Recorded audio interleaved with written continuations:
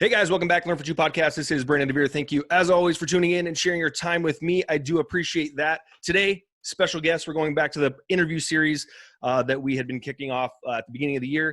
And I'm happy to announce and a pleasure to have on one of my long time friends, Tanner Swanson. He is a catching director for the New York Yankees and someone that I've been looking up to for a number of years in his quest to where he's been, where he's going, and where he is. Tanner, awesome to have you on. How you doing today? I'm doing well, man. I appreciate it. I've been I can't say I've listened to, what do you have, over 1,000 episodes now or No, a couple hundred. A couple hundred, but been following your quest as well and appreciate the content you put out and just the desire to learn and improve and grow and get better. It's fun to watch on this end too. So appreciate Awesome. you having me. Thank you. So a couple reasons I want to have Tanner on today. God, we've known each other for how long? I mean, I remember going over to the Bite of Seattle and serving we were serving alligator. Yeah, alligator on a stick. Alligator on a stick. That's right. But we did that. We must have been in middle school? Yeah, probably. Yeah, something like that. I just remember your dad finding out that I was sleepwalking at my house the week before, so he wouldn't let us sleep on. He had that that condo that had the balcony that looked over towards the Space Needle, and he's like, "Yeah, you guys aren't sleeping outside. You aren't sleeping on the balcony because this guy's been sleepwalking." So that was from way back in the day. But we played baseball together. We grew up together, and you're here now at. This is your first year as the catching director for the Yankees, and which is awesome. But can you give us kind of a brief history of how you got to this point? Yeah, I mean, to be honest, I'm in a position that obviously I was nowhere near qualified in terms of by traditional standards at least. Was an average, I think, high school baseball player and went on and played at Central. And I've just kind of been in love with the game, mostly through my father and his influence, and was really just wanted to do whatever I could to continue to play. But I really didn't have aspirations of playing professionally. I was pretty realistic about kind of what my ceiling was in that respect. Got into teaching, and I taught a couple years of high school and was coaching some youth travel ball teams in the Seattle area, and just slowly started finding myself just gravitating more to that side of it. And, I felt like the coaching piece, I was able to blend kind of my passion for teaching, but, in a subject area that I felt like the learner or the student was, at least in my experience, was much more engaged, and around that same time, I had an opportunity to coach at Everett Community College, which was near the high school I was teaching at, and just getting to kind of cut my teeth at the junior college level was, I think, really helped kind of drive that passion, just because the junior college players in general are really hungry and they're gritty and they want to learn and get better and do whatever they can to advance to the next level, and so. I just fell in love with the coaching side of it, and eventually kind of dove into that full time.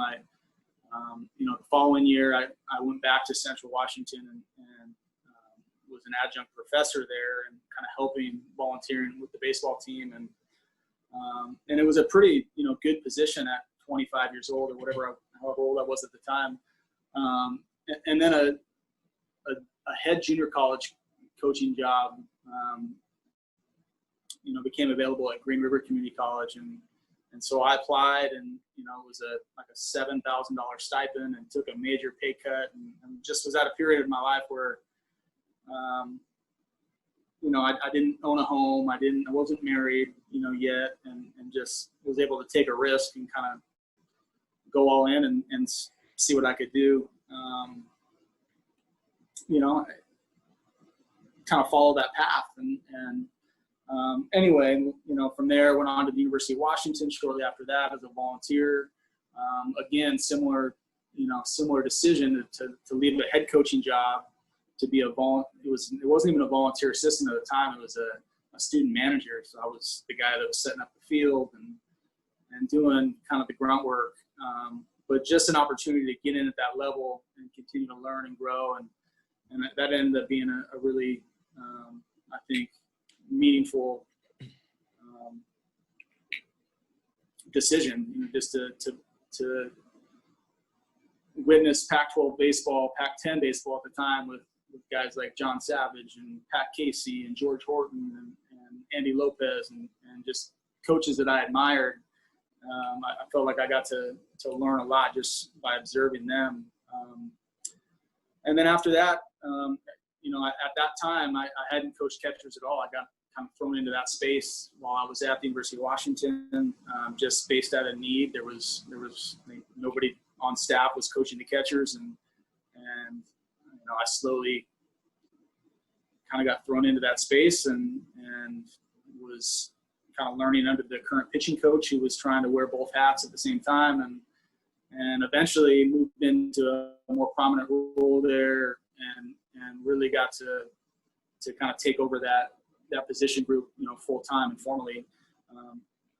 And long story short, just really started diving into kind of the details and of the position. And as the volunteer at the time, I wasn't allowed to go out and recruit. And so my sole focus, was in the player development side of it. And whereas a lot of coaches at the Division I level are really torn between kind of recruiting and developing your current players, it's almost easier to go recruit a good player than it is to develop one in a lot of ways. So I just not being able to go out on the road and recruit by rule,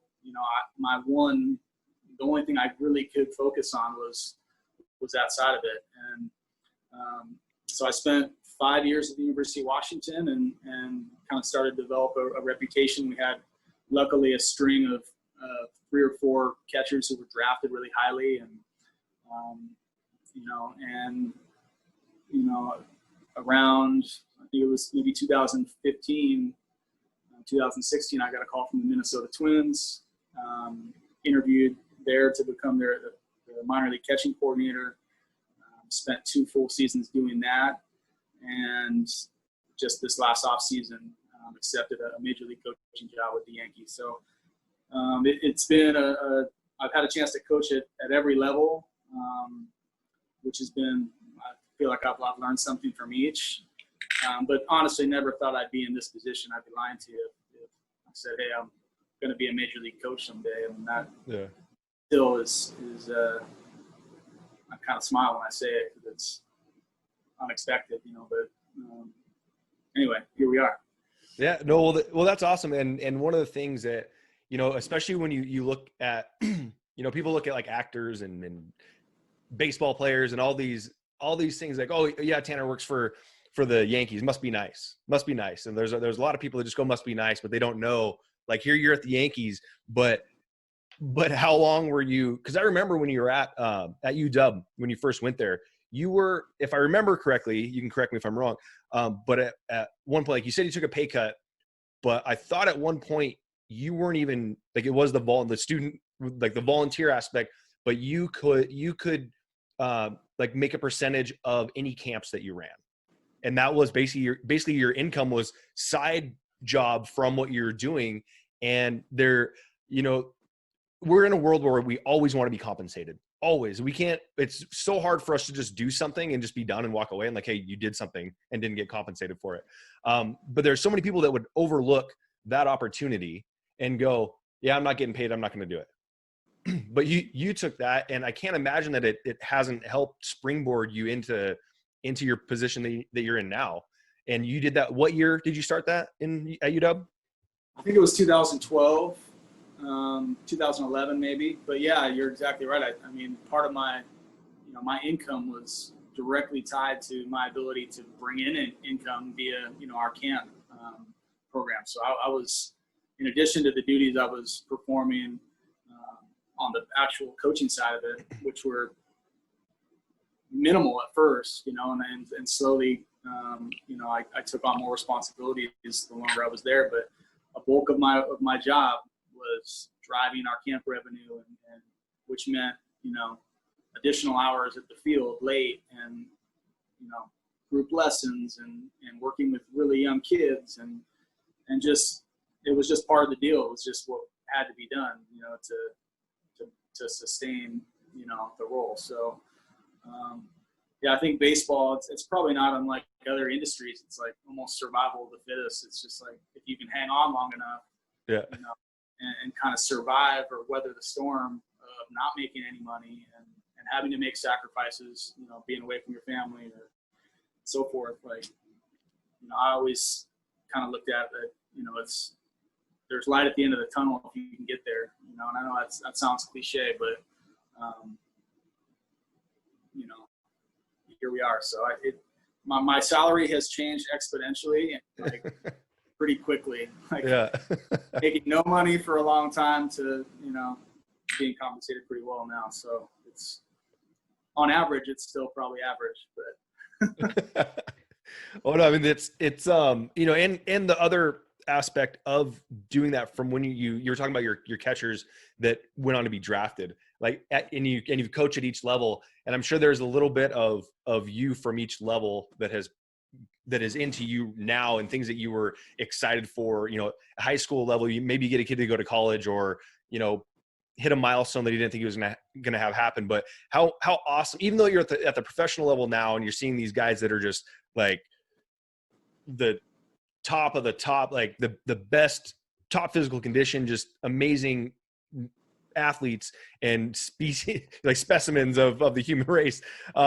It's got to be so exciting when you get a guy drafted from college. I mean, how do you feel when do you feel like they're kind of your own kids when they get their name called? No question. I mean, it's, first off, you're happy for the player and their family, and you know, sure, getting to kind of live through them vicariously a little bit. Again, knowing that, you know, my name was never called on draft day. I'm still waiting to get, maybe next year is my year, but yeah, I never got that call. So, and to be able to help somebody else achieve, you know, their dream, is cool. It's, you know, it's special. And then also it kind of validates that, you know, maybe you're doing some things right, you know, that you played some small role in that process, is validating, because there's a lot of things we do that, you know, that you don't get that validation from, you know. And so it's kind of the carrot, I think, that just kind of keeps you, that you get every once in a while, that just kind of keeps you motivated and hungry to try to do it again. Yeah, that's awesome. I mean, would you do anything differently as from, you know, start? I don't want to say finish, but I mean, like, start to where you're at now. I don't feel like I have any regrets about, like, the process. I think I'd sum it up this way. Like, I think I'm in the role I'm in now because the goal was never to get to this point. It was never the goal. Like, and I think there's a lot of people, I don't want to sound like I'm on a soapbox now, but that, you know, the doors to professional baseball have now been blown open, where people like myself, maybe lacked the experience as a player or the pedigree, or you know, can move into this world and have a, you know, predominant role. But there's a lot of people, I feel like I see now, either, you know, utilizing social media or other kind of networks to try to infiltrate it, but without really, like, doing the work that I think allowed me to move into this position. I moved into this position because I was so focused on just being where my feet were and just, like, trying to refine my craft and grow and get better. It wasn't because I had my eyes on, you know, becoming a major league coach. Like, I was just trying to be the best student manager, like, in the country. And then I was trying to be the best volunteer coach, you know, in the country. And so whatever my job was, not to say that I didn't have ambition and, like, wanted to grow into greater roles. But I felt like I did a pretty good job of channeling my energy into, like, just myself, like, trying to become as good as I possibly could, in whatever I was doing. And that gravitated towards the catching piece and having not played the position, I felt like I had a lot to learn. And so I really just dove into how do you teach this? How could I teach this better? Trying to evaluate how it's been taught in the past and maybe identify, some flaws and what had been done traditionally. And I meant we spoke about this prior to jumping on, but the fact that, and not a lot of people know this about me, but like I'm now coaching major league catchers, and I haven't played the position since I was maybe 12 years old. Like I was an infielder, my whole life and even into college.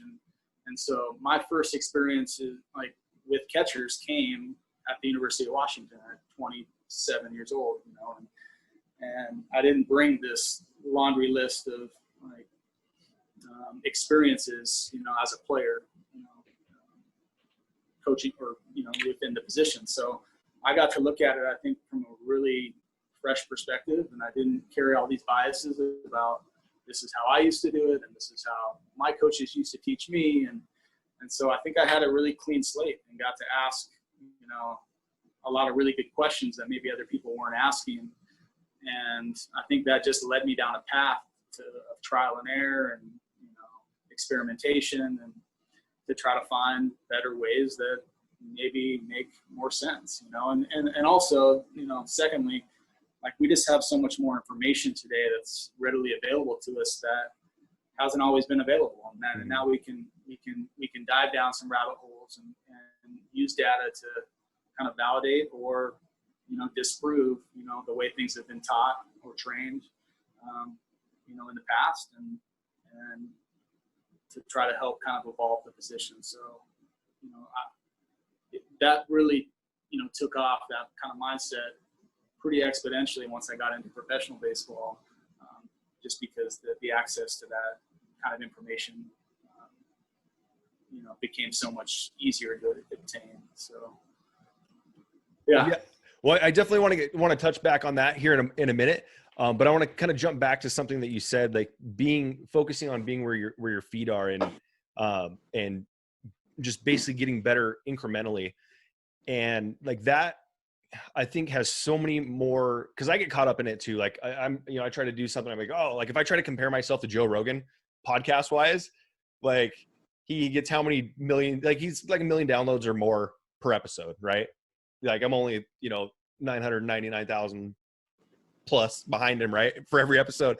But to do that would also cause me to shut down, right, and compare. So when as you're focusing, and like what you're saying, that you're, by the time you looked up here, I'll head down, working where I'm at, now I'm here. You don't have there now. I'm, with the New York Yankees, and like, living your dream. I think that's important for people to understand that, part of just doing that, and it's not like, not trying to say like know your place, like know your role, like you were going to be the best whatever you were doing. That's it.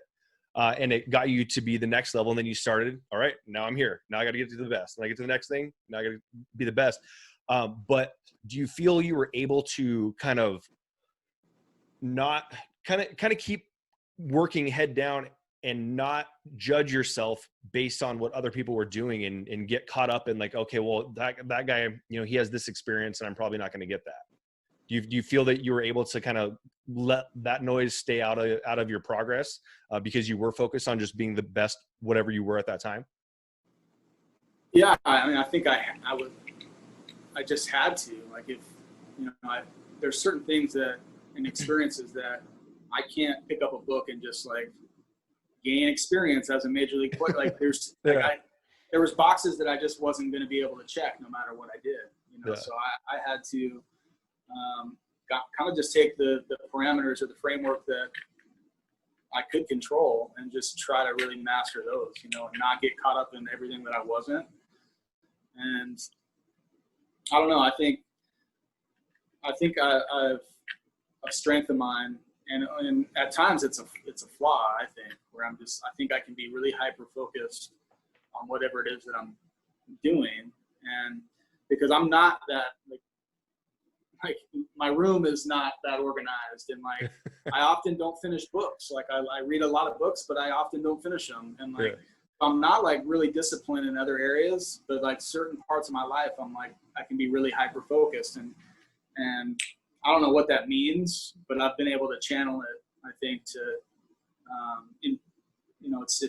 I think I've used it to my advantage, in this case at least, and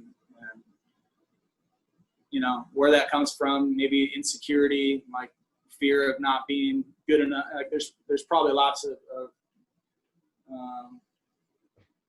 different ways to look at, where that originated from, but in either way, it's, I think it's helped me in some ways thus far. Yeah, well, I think that's also like a really good thing to know, where we get into these spaces where we're, as a society, we're obsessed with like before and after photo, right? Like, and that's kind of why I do these podcasts, is I want to talk to people and get to learn who they are and that kind of thing. Because somebody could look at Tanner Swanson and go, like, look up your Wikipedia page, like, you've arrived. I saw you had a Wikipedia page yesterday. I looked it up. So, but somebody could look at you and go, oh yeah. Oh, he's got it all. He's, I could never do what he does because of whatever, because I have a messy room. Right. But we only see those like snapshots, and, like you're saying, hey, for whatever reason, I can get real dialed in on this piece, but over here, I kind of don't really have it together. And I think that when we let people know that yes, here I am, I made it to this milestone, this spot that I didn't really know that I would get to, and I didn't really think that it was possible, or whatever, that wasn't what you were aiming for, but you got there. But at the same time, letting people know that you're not perfect at everything, and they can do things and whatever it is. Not saying that everybody wants to be a coach in the big leagues, but that it doesn't take 100% discipline on every aspect of your life to get where you're going. Right. So I think that's. I've never, or I shouldn't say never, but I've tried to avoid. I think I've done this most of my life, like avoid putting limitations on myself in terms of, and I hope that doesn't sound arrogant or overly confident, but it's just like, well, why can't I do that? Like, someone's like, why is this person so much better than me? Like, is he smarter than me? Is he more talented? Is he like I feel like I have a capacity to learn. Like, I'm not saying I'm like overly smart, but if I want to figure something out, I feel like I know how to learn. I got to go figure something out. And so, I guess in growing up in the community that we grew up in, and not everybody's like this, this is maybe an overgeneralization, but I feel like there are a lot of people in smaller communities who sometimes just put barriers on, like, well, I grew up here and this is what my, this is what my family knows, and like, I'm just meant to build houses, or like, and there's nothing wrong with building house, like whatever, but like some people just default into what's maybe comfortable or familiar, and don't always set, their sights to maybe pursuing things that they're passionate about because they think that they're not capable, or, nobody in my family has done that before, or people like me, this is what we do, and I feel like there's, I don't know, I think had a different mindset in that regard, and maybe it's naive, but I just felt like whatever it is that I wanted to, achieve, like I feel like I could figure it out. Yeah. Well, in that same kind of area, like a couple years ago, I wrote a story. You commented on it. I wrote it on Facebook, but it was about the first time I realized that I gave up on myself, and it was after I read Dustin Pedroia's Born to Play. So I grew up. I didn't get any letters. I got a letter from UW, but I think your dad had us over for a workout, and I think that they kind of helped me out a little bit, sending me a letter. You still there? The service it's frozen a little bit, but there you go. Are you back? Yeah. Okay.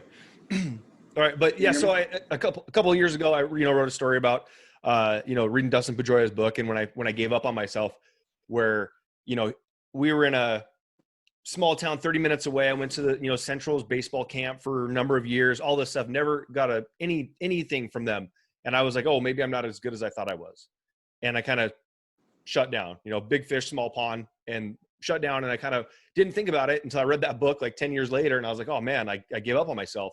But even at that time with those like blinders or those limitations from, being in that small town, I didn't even think about, well, what if you could go coach? Like that never crossed my mind. I'm the same way as you though, as far as like right now, how can I figure something out? Like, can I like, I think I can figure anything out. Whether or not I do it well, that's a whole nother story. But you're right, having that kind of mentality to go figure things out. And like you said, it's not bad if you're not that type of person, but as we are, and then as you have done, you figured out how to be a catching coach with no catching experience from back in Babe Ruth. Did you play in Babe Ruth, or did you stop in Little League? Yeah, a little bit of Babe Ruth, but I don't know if I much in my role.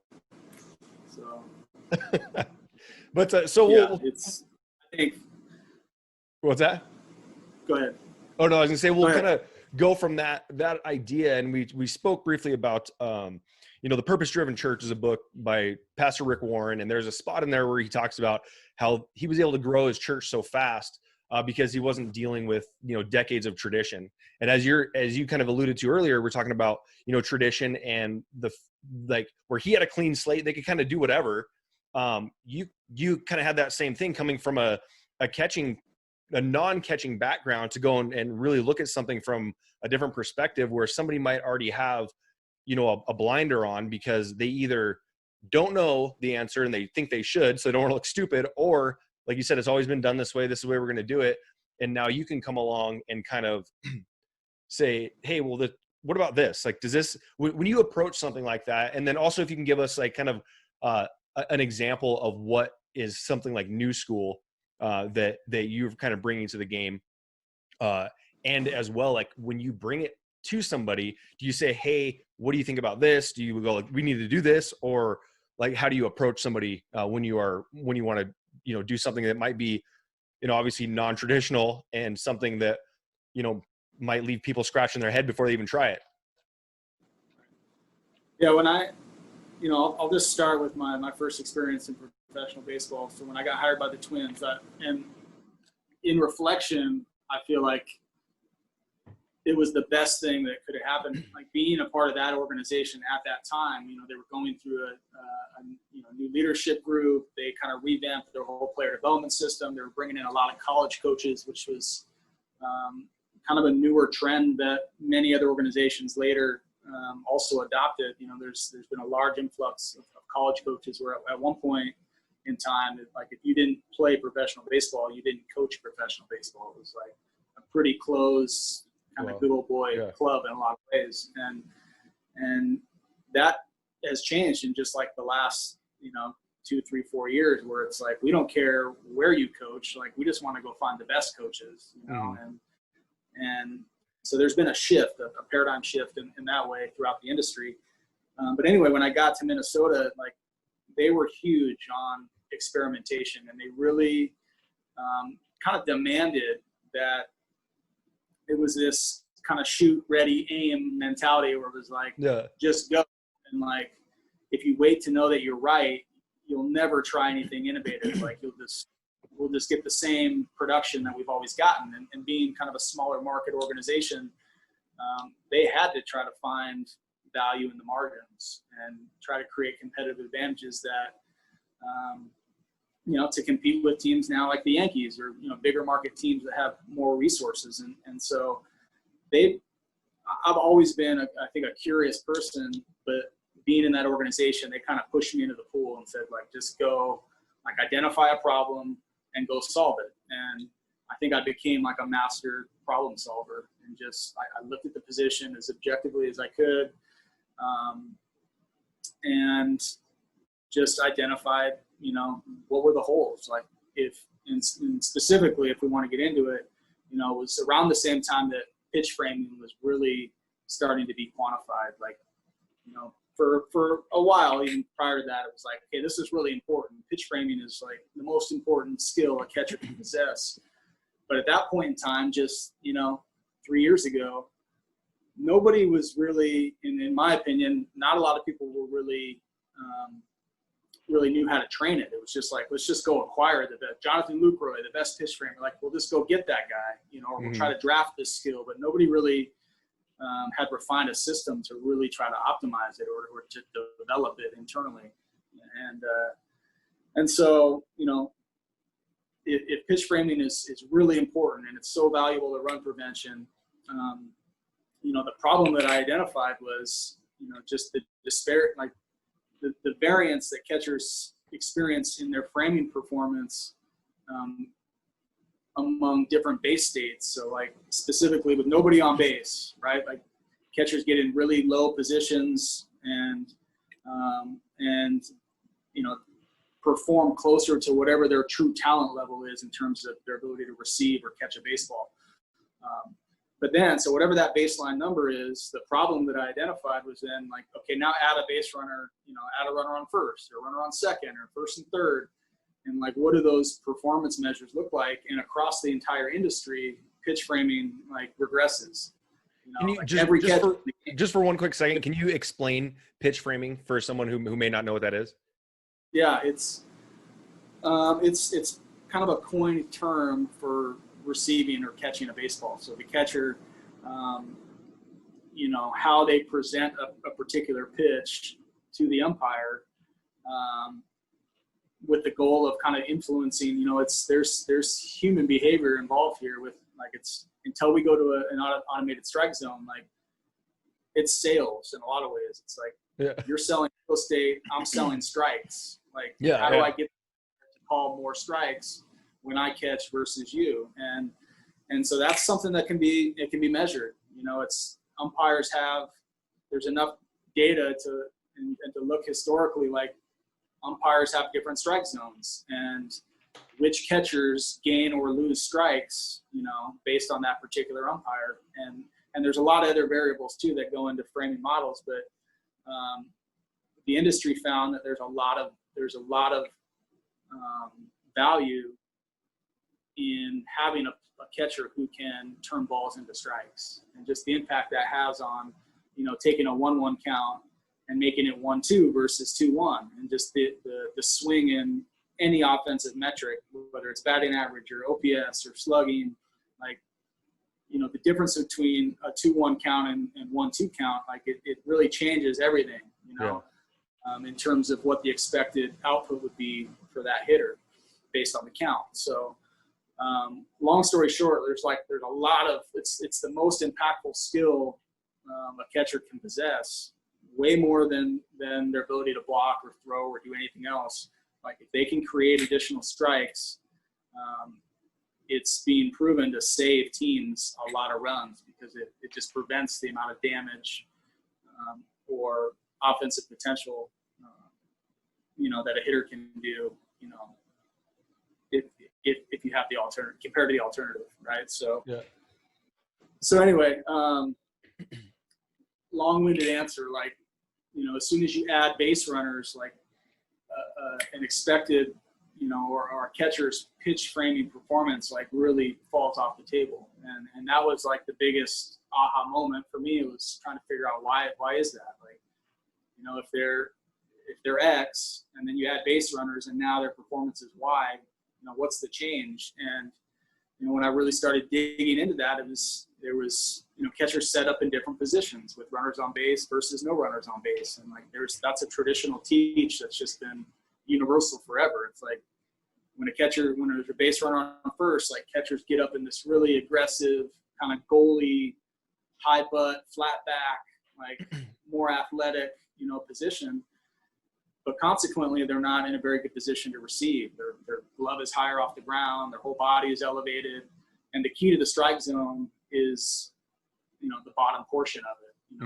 That's where the best pitch framers excel for different reasons. But, that's the key to the strike zone. That's where you can expand and create additional strikes more so than anywhere else. So anyway, we're probably getting in the weeds here. That's we've lost maybe some viewers here, but no. This is exactly what I'm looking for, though, because this is the type of thing when you're talking about traditional. Like they're up because they're, like you're saying, that they're up in an athletic position because now they have a runner to hold at first, right? And if they choose to try and steal, they need to be ready to try and throw down on him, right? So so like this kind of stuff that gets me excited because it's non-traditional. Where in the way, because I think I kind of might know where you're going a little bit. That maybe that runner isn't as I don't want to say valuable, because it would be more valuable to the offense, but isn't worth as much of a distraction as he's causing. Not only because already the pitcher is now changing position. He's going from the windup to the stretch. So now you're changing both the pitcher and the catcher and how they're set up in order to receive and be able to pitch a strike. You're exactly right. It's like the catcher's ready to do everything, Yeah. So but in reality, like trying to be a good receiver, blocker, and thrower at the same time, like you end up being really average at all of them. Like your attention is so divided. And really when I started breaking down the numbers, it's like less than 10% of thrown pitches from in those base states. So if runners on base, less than 10% of those end up either a ball in the dirt or a steal attempt. So 9 out of 10 times, like even though I'm up in this position, ready to throw, ready to block, 9 out of 10 times I catch the ball. Like the ball's not in the dirt, or the runner doesn't advance, be a steal. Yet I'm compromising the thing that matters the most by being in this position, and now I don't receive pitches very well. So like the problem it seemed backwards to me. It's like, why am I in this position where those outcomes are they're so low in frequency, like they rarely happen, and who's to say I can't also block and throw from maybe some other alternative position that is more conducive to receiving. And so the traditional teach forever was get up in this secondary stance where you're up tall, athletic, and try to be a good receiver from your best block and throwing position. And that's where I think the problem, the industry had it backwards, for a long time. It's like, that's a noble pursuit, but the reality is that no catchers they're worse from that position, So why can't we learn to be good blockers and throwers from whatever our best receiving position is, and just stay in that? If receiving or pitch framing is so valuable, let's figure out what the best position to do that is. And it also happens at the highest rate. Like, let's stay in that position and try to figure out how to do these other secondary skills out of that. And so that evolved into, different variations of knee down. Like, when I was in Minnesota, it started with, okay, well, let's identify what is the best pitch framing position. Like, and so we experimented with more traditional stances, and that evolved to more knee down stances, where one knee is on the ground. In some cases, both knees are on the ground, just to get into a lower position. Used to see Tony Pena and other catchers do this back in the 70s. So I can't say that I've reinvented it. I think I've just taken that concept to another level. I think back in those days, before you could quantify it, I think catchers just intuitively knew that, hey, when I'm down in these really low positions, I can catch the ball really well. But that was never accepted. Once runners were on base, Tony Pena wasn't in that sit on your butt kickstand position. Like, he was up in so all really I did was, hey, let's just do this throughout. Like, with runners on base, nobody on base, like, let's find our most optimal receiving position, and we're going to stay in that exclusively and learn how to do everything out of one position. And so, we did that in Minnesota for 2 years, just through experimentation and developing kind of this knee down system where, and we do it with runners on base, nobody on base. And we had a lot of success. Our framing metrics went through the roof. And we actually, as a result, like, and this is counterintuitive, it's like, not only did we become better pitch framers, but we learned that it's a better blocking position as well. Like, which was, I think I stumbled onto that. I got lucky in that regard. Like, in my mind, it was like, hey, this is going to help our receiving, and we might sacrifice a little bit of blocking and throwing, but, the net gain is going to be greater because we're going to steal a bunch of additional strikes, and we may miss a couple more blocks or We may give up a few more extra stolen bases, but that's actually not what happened at all. Like, we got better in all three phases. Like, we became better blockers because we already were starting in a blocking position. We don't have to transition now down to the ground. Yeah. And so that really started to kind of open people's eyes in terms of like, man, these guys are doing something different. And then it really took off when we rolled it into the major league level. And Mitch Garver, he's the major league catcher for Minnesota, and was historically a really bad pitch framer. He was getting beat up in the media. And, you know, he had been watching from afar. You know, he knew what we were doing in our minor league system. But at that time, nobody was doing that in the big leagues, you know. But he called me, you know, the off season before this last one and said, hey, I need your help. Like, I'm really, if I don't figure this out, if I don't improve my pitch framing, because it was, you know, at that time, like, it was really valued. It was really valued at the major league level. And so if you didn't do that well, you didn't catch, like, you just don't catch anymore. Like, if you're bad at this skill, you're playing first base, you're DH, and you're not catching unless you possess the skill.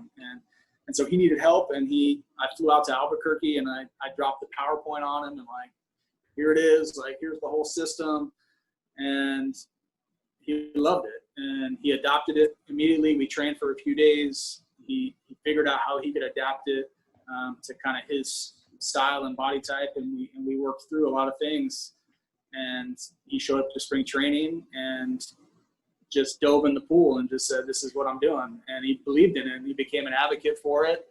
And that kind of shook the industry too, because now somebody, and he saw huge growth, and it became, you know, people were writing about it. It was getting a lot of attention. He went from like one of the worst pitch framers in baseball to now one of the better ones, like, really quickly. And you don't see gains like that very often. So people were digging around trying to figure out, okay, what happened here? Like, this is unorthodox. It's different, man, but it actually might make a lot of sense. Like, and that was just last year. And now, fast forward 1 year later, you know, half the catchers in the big leagues now have now already adopted this style. Like, it's really like shook the entire industry, and it's changed how people are approaching the position. And this is something you identified. Like, you said, yeah, there's something not right here. Yeah. Yeah. And I mean, ultimately it's why I got hired. You know, it's why the Yankees sought me and eventually offered me a job. But it's because of the work that we did in Minnesota to kind of develop this system. And now it's become pretty mainstream throughout the big leagues. So there's two things there's way more than two things. I mean, this is kind of got my head going crazy right now, thinking of this and like how it relates to like you said earlier, talking about how this relates to other industries than just baseball. And I just thought about like something you said earlier as well, but you are looking at what is the most important thing. And as you're talking about the catcher framing that pitch, selling a strike is more important than holding that runner on first. But like when that runner gets on first, like you said, you got out of position to not do the thing that's most important. And I think that's awesome. I identified that that's more important. Okay. I mean, it's just like in a business, you say, hey, instead of focusing on everything, you're not going to be very successful if you have to do that, if you're running in every different direction. But just like in real estate, they call it the riches are in the niches. They talk about like, if your niche is selling strikes, then you don't have to be perfect at that. And that's what reminded me of earlier. You said, I couldn't get caught up with what I wasn't. And that's like the perfect story for like the perfect quote for that. Like what I wasn't, I don't need to be the best blocker or the best thrower or the best whatever. But if if I can focus on this, I'm a framer. I focus on that, then everything will fall into place at a better rate. And I think it's, as you look at this thing from the whole, like with a 30,000 foot view or whatever, where you look at like stealing that strike, you can, over the course of a game, can change that runner on first is going to do something different on a 1-2 count, they'll do it on a 2-1 count. And if you can steal that strike, you're changing what that runner at first means overall. Yep. by what you're able to do, just focusing on that. Yeah, I'm like, this is. It's just it's as simple as like, what is most positively correlated to run prevention? Like, because that's at the end of the day, like a catcher's job is to prevent runs, right? And any defensive player, it's like, whether you're a pitcher, a shortstop, a catcher, like it's about run prevention. And on the offensive side, it's about run creation. Like that's the game, like when you really break it down. And so like what helps run prevention the most, like from a catcher standpoint? And it's like not even close. It's like exponentially like times 10, like creating strikes, like, and so like that, and that was no secret, you know, that was pretty universally accepted, but nobody was at that time. Not a lot of people were figuring out, okay, how do we optimize that instead of just try to draft it or acquire it somehow? It's like, can we optimize that? And so it's not, you know, I try to avoid saying that, you know, I don't care about blocking, don't care about throwing. It's just that I really care about pitch framing, right? And like, let's keep the main thing and just try to master that. And what we've learned is like out of this system now, these knee down positions, like it actually might be a better blocking, like catchers aren't performing worse at blocking from these positions. Like in a lot of cases, they're actually performing better, you know? So it's some of it I honestly just kind of lucked into, to be honest, but what I didn't luck into is like being vulnerable enough to take a risk and being the new guy, the outsider in a new culture, you know, in professional baseball, the guy that didn't play and didn't have the experiences. Like I could have easily just rode the mainstream and just played it safe. But I knew that like, I don't know. I refused to do that. I said, if I believed in this, I didn't care how unorthodox or like how much I'd be criticized.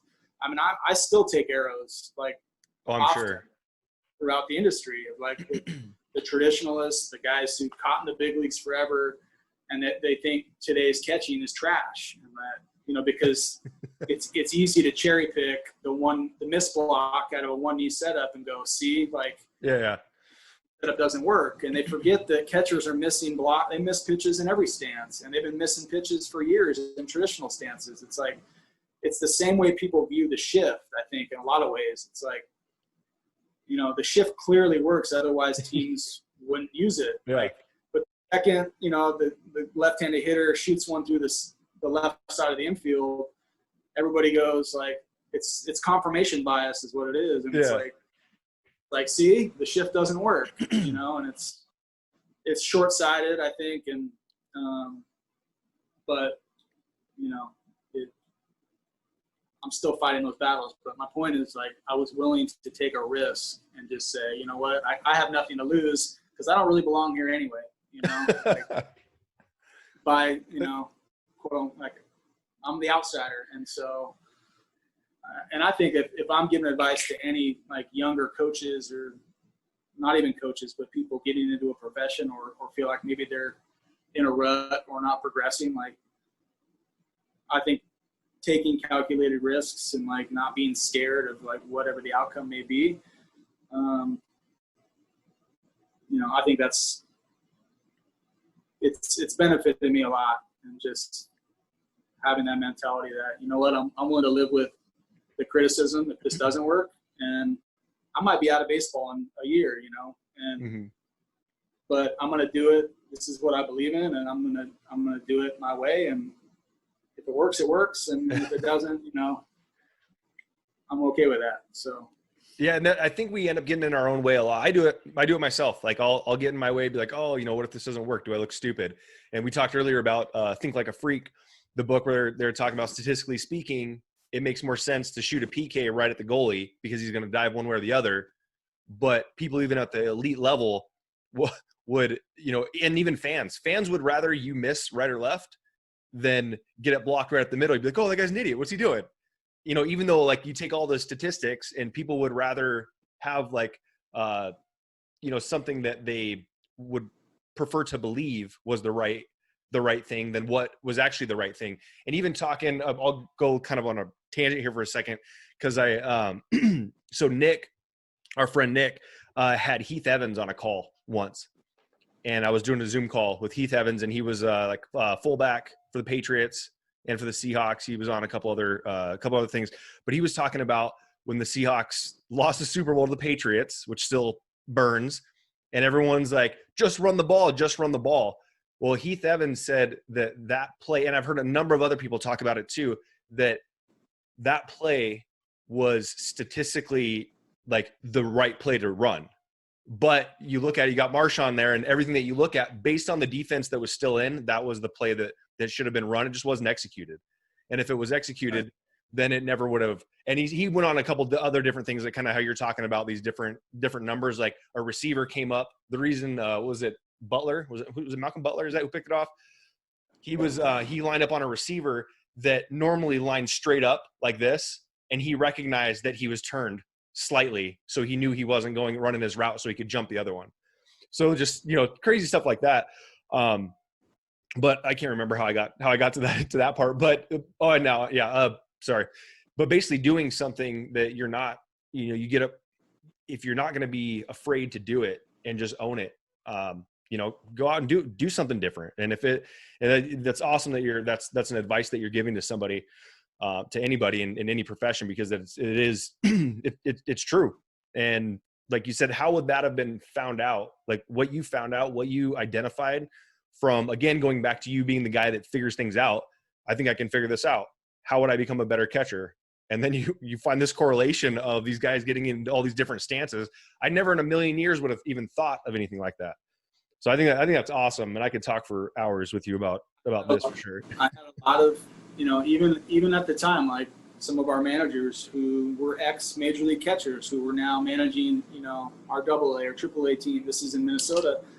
Like when I first presented this, I'm like, this is what I want. This is what we're going to do. And I can't tell you how many people said to me, he goes, well, you can't do that. Like, how are you going to block, or how are they going to block or throw?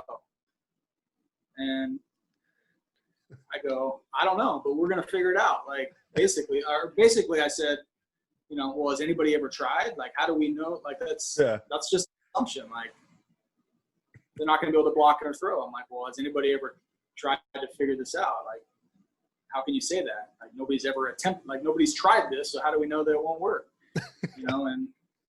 And so we tried it. And minor league baseball is great for that reason, because it's, players want to win, but winning is not, necessarily the priority. It's development. Yeah.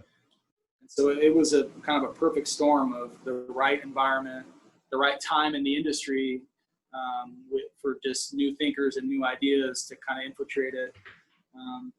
And then players who were open-minded and willing to, try something that was different and provide feedback and really be a part of that experimental process, via trial and error. And we worked through that. It wasn't something that I dropped in a PowerPoint and had completely polished. Mm-hmm. It was just, this is a problem. I don't know how we're going to solve it necessarily, but we're going to start, and I've heard you talk about that before. When you were writing the book, it's just starting, and yeah, that holds people back.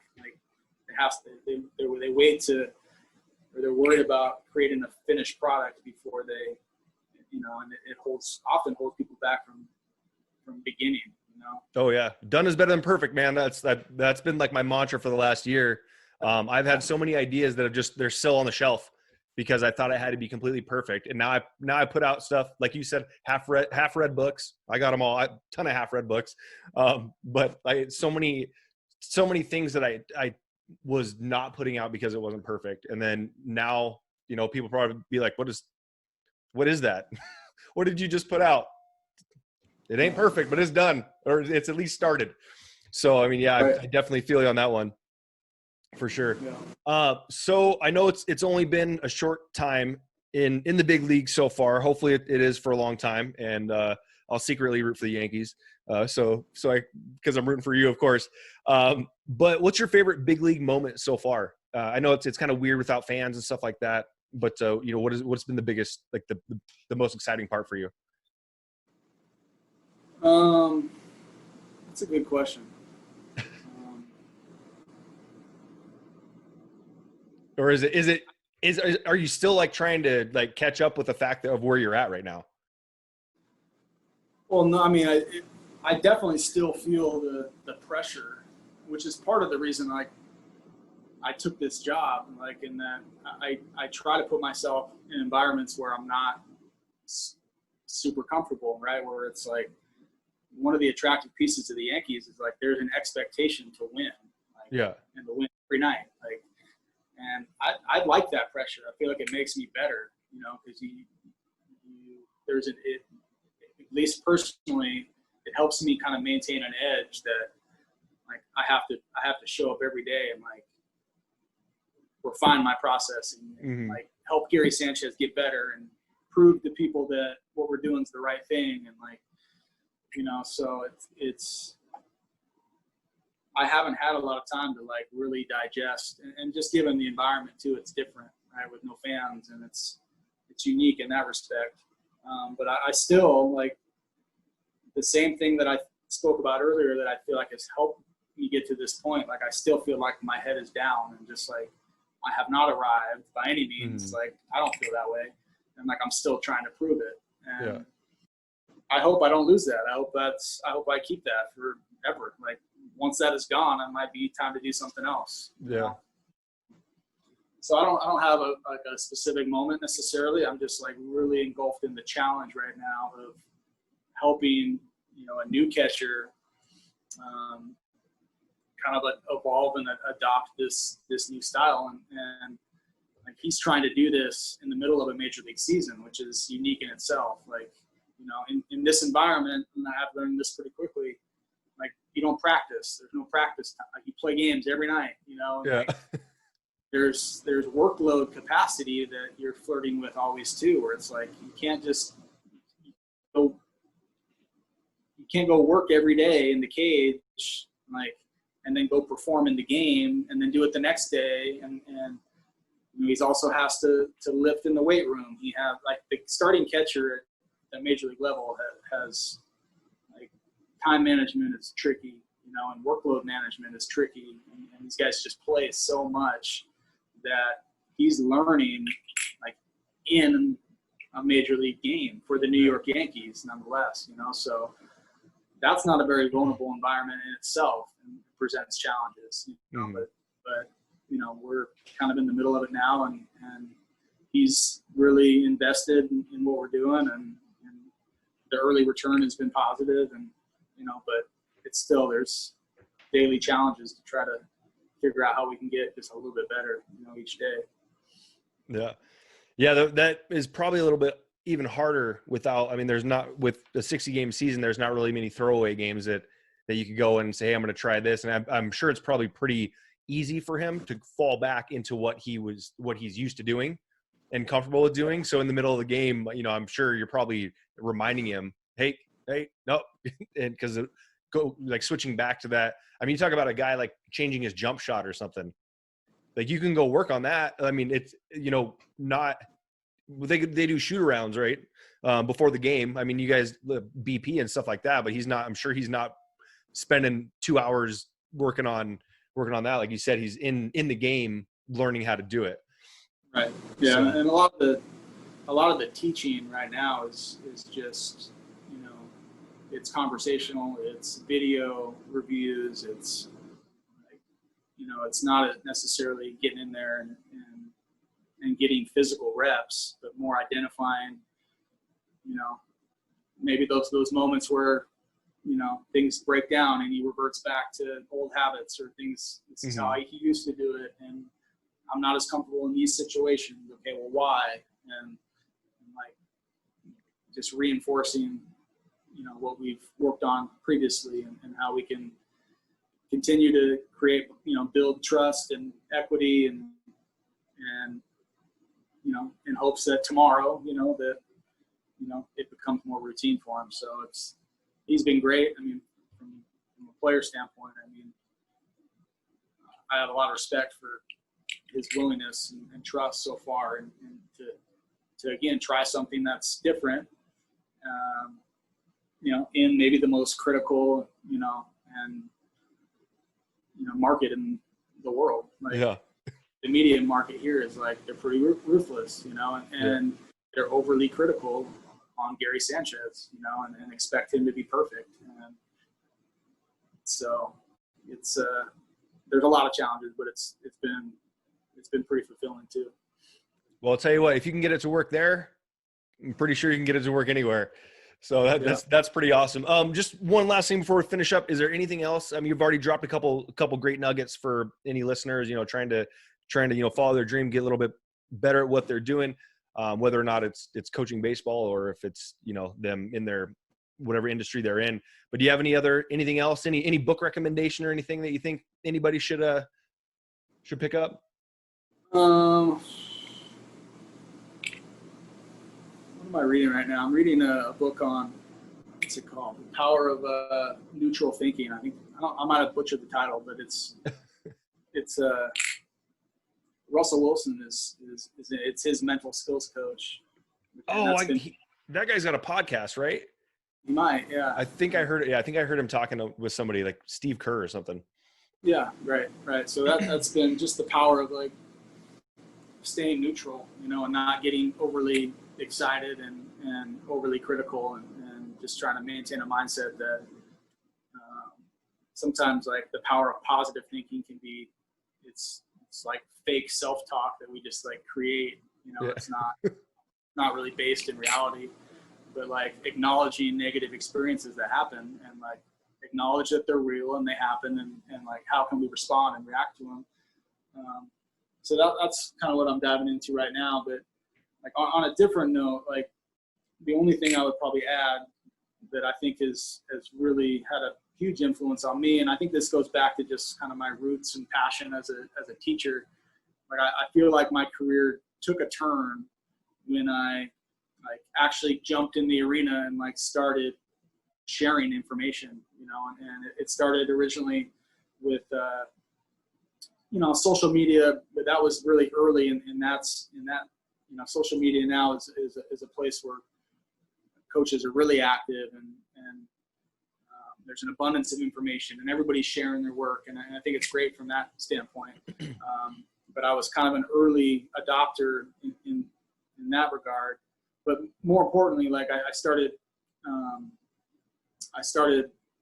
working at coaching clinics and coaching conventions, and it started regionally with a small Washington State High School Coaches Association and like coaching clinic, and there's 20 people there, and I just remember the preparation, and I still say yes to those types of things today because I feel like it keeps me sharp and like forces me to stand up on a stage, whether the audience is 25 people or, I spoke at the American Baseball Coaches Association in Anaheim in 2016, and there was, I think, 7,500 coaches there, and it felt like the Staples Center, like on this huge stage and like massive production. And but I had the same feeling speaking in front of 25 people. It's like whenever you're on a stage and expected to be the quote unquote expert, like it's a scary place. And but I feel like I've grown a lot, not because I love public speaking by any means, but like to get up there, the process of like diving into something, diving into whatever your subject matter is, and then having to deliver it to an audience or to a learner. Like I always leave those experiences like knowing a lot more about whatever the subject matter was, or realizing how much I don't know about a certain area. So that ability to be vulnerable, to put yourself out there, understanding that people are going to be critical, like it's not going to be perfect, but I feel like personally I've grown a lot from those experiences, and I continue to seek them out even though I don't enjoy them, but I feel like it helps me grow and continue to improve and get better. Yeah, absolutely. Come from a place of contribution. I love that. And you know, that it's that, and that's kind of what this podcast is based on too, is, you know, share whatever information we can. And I don't have your experience, but I have the ability to share your experience with someone who might need to hear it. So I'm all about the collaboration. It's the exact same thing. Like what you're doing, like is the exact experience that I'm describing. I think that's really helped me. Like to put yourself out there, and sometimes we're going to say stupid things, and like we're going to be criticized for them, but you know, whatever. Like, we have a similar mindset as far as you know, we'll take some lumps along the way, but you know, we're not satisfied with just playing in this box, right? We want to go over there and over there, and you know, if we get made fun of, then whatever, that's the price to pay to go do that. So Tanner, it was awesome, man. So happy to have you on. Glad you're doing so well. I'm rooting for you for sure. I'll be the first time ever in my life that I'll be rooting for the Yankees. So I hope you get that big ring at the end of the season. And love you, man. Thanks for having me on. Yeah, thanks, brother. Love you too, bro.